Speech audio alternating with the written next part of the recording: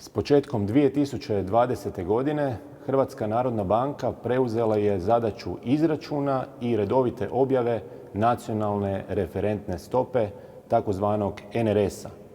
A danas je objavljen izračun stope za prvo tromjesečje 2020. godine. Radi se o stopi koja je bitna za nas kao potrošače jer se koristi kod određivanja promjenjivog dijela kamatne stope na potrošačke kredite. Dakle, kod kredita sa promjenjivom kamatnom stopom, taj promjenjivi dio ovisi upravo o kretanju NRS-a.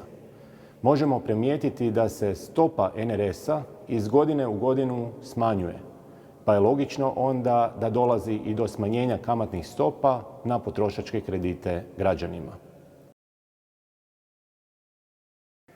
Kad govorimo o nacionalnoj referentnoj stopi, radi se o stopi koja predstavlja prosječne troškove izvora sredstava hrvatskog bankovnog sektora. Ta stopa se izračunava s obzirom na 3 čimbenika, a to su proteklo razdoblje, pri čemu razlikujemo 3, 6 ili 12 mjeseci, zatim izvori sredstava, a to su depoziti fizičkih osoba, fizičkih i pravnih osoba ili svi izvori sredstava banaka. I valuta koja može biti kuna, euro, švicarski franak ili američki dolar. Ali da ne ulazimo u detalje, HNB izračunava ukupno 24 različita indeksa NRS-a.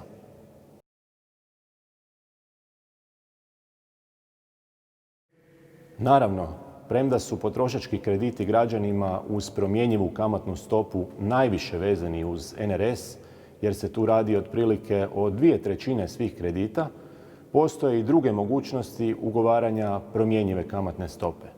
Naime, uz NRS, Zakon o potrošačkom kreditiranju omogućuje građanima ugovaranje kamatne stope koja se veže uz kretanje Euribora, što je zapravo referentna kamatna stopa koja se definira na europskom međubankarskom tržištu.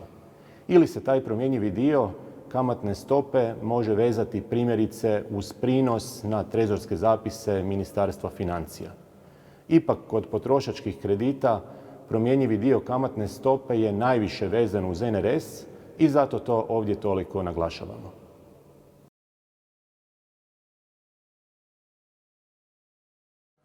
Svakako je važno naglasiti za potrošače da imaju mogućnost izbora i da nisu dužni ugovarati kredite uz promjenjivu kamatnu stopu, već da se od takozvanog kamatnog rizika mogu zaštititi s ugovaranjem kredita uz fiksnu kamatnu stopu.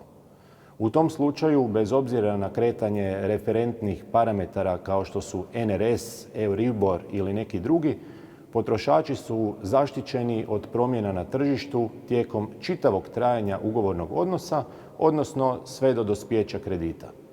U posljednje vrijeme čak primjećujemo da banke sve više nude, a građani posljedično i traže potrošačke kredite s fiksnom kamatnom stopom, što znači da se kod klijenata eliminira rizik promjene referentne kamatne stope i oni na taj način izbjegavaju kamatni rizik.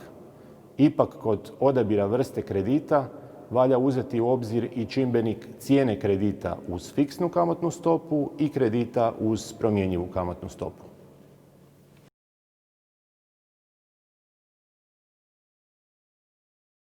S obzirom na i dalje visoku razinu likvidnosti i razdoblje općenito niskih kamatnih stopa, isto se može primijetiti i kad se sagleda trend kretanja nacionalne referentne stope.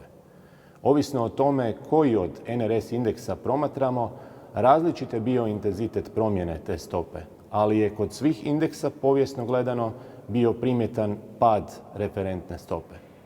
Međutim, valja upozoriti da ovaj trenutačno povoljan trend za potrošače nije zalog da će se on trajno tako nastaviti jer ovisi naravno o kretanju na tržištu.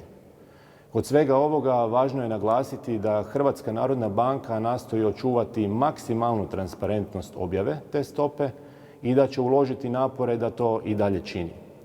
S tim ciljem je razvijena i metodologija koja je javno objavljena na internetskoj stranici HNB-a, a od sad pa nadalje će se indeksi NRS-a redovito ažurirati i tromjesečno objavljivati, s ciljem da svi zainteresirani imaju uvid u kretanje ovog parametra koji je, kao što vidimo, od izuzetne važnosti kod određivanja promjenjivog dijela kamatne stope za potrošačke kredite.